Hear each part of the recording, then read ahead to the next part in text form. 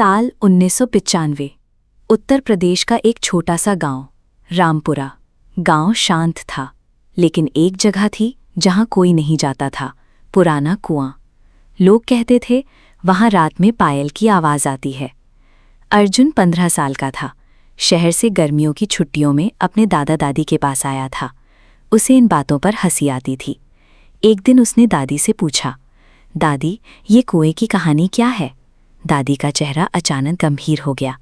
दादी बोली, आज से 25 साल पहले इस गांव में एक लड़की थी, सीमा। सीमा की शादी उसी गांव में हुई थी, लेकिन शादी के कुछ ही दिन बाद वो अचानक गायब हो गई। कुछ लोगों ने कहा वो कुएं में गिर गई, कुछ ने कहा उसे धक्का दिया गया था, लेकिन सच किसी को नहीं पता। उस रात अर्जुन सो रहा था, तभी अचानक छन छन छन पायल की आवाज़। अर्जुन की आंख खुल गई। उसने खिड़की से बाहर देखा, कुएं की दिशा में हल्की सी रोशनी थी।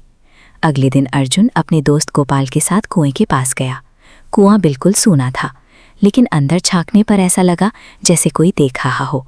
गोपाल डर गया, चल यहाँ से, लेकिन अर्जुन नहीं माना।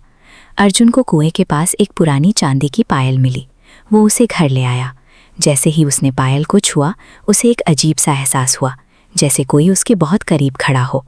उस रात अर्जुन के कमरे में अचानक ठंडी हवा चलने लगी, और फिर वही आवाज़, छन छन।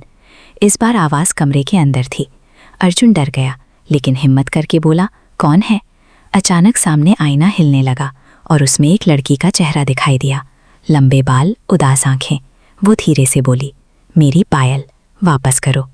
अर्जुन डर गया, लेकिन उसे समझ आ गया ये वही सीमा है।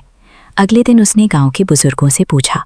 एक बूढ़े आदमी ने सच बताया, सीमा की हत्या हुई थी उसके पति और ससुराल वालों ने, और सबूत छुपाने के लिए उसे कुएं में फेंक दिया। उस रात अर्जुन कुएं के पास गया, हाथ में पायल थी। वो बोला, मैं तुम्हारी मदद करूंगा।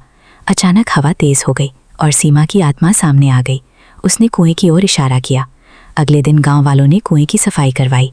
अंदर से पुरानी हड्डियां और गहने मिले। सच सामने आ गया, गुनाहगारों को सजा मिली। अर्जुन ने पायल कुएं में डाल दी। उस रात आखिरी बार आवाज़ आई, छन छन, लेकिन इस बार आवाज़ में डर नहीं, शांति थी। गांव के लोग कहते हैं अब वो पायल नहीं बचती, क्योंकि उसकी कहानी पूरी हो गई। लेकिन अगर कभी फिर से आवाज़ आई तो समझ लेना किसी और की कहानी अधूरी है।